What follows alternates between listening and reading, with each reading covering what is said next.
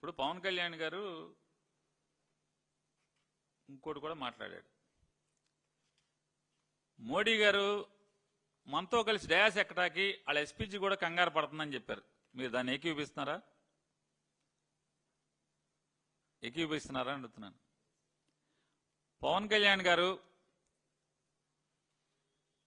YSR Congress party వాళ్ళని పేరెత్తకుండా జగన్మోహన్ రెడ్డి గారిని, నన్ను, ఇట్లాంటి వాళ్ళందరినీ, చాలా మంది యూట్యూబర్లని, కొంతమంది విలేకరులని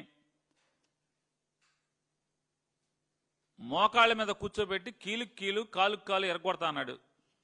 ఇది జరుగుద్దని మీరు అంగీకరిస్తున్నారా? ఏమండి? అవ్వదు కదా మరి. అదే ఆ రెండే అవనప్పుడు ఇది అవుద్దని మీరు ఎందుకని అదే సభలో మాట్లాడి ఇది మాత్రం ఎందుకు అవుద్ది అనుకుంటారు? ఆయన ఏంటంటే సహజంగా ఏంటంటే ఆయన చంద్రబాబు నాయుడు గారి మెప్పు కోసం అనేక మాటలు మాట్లాడతాడు.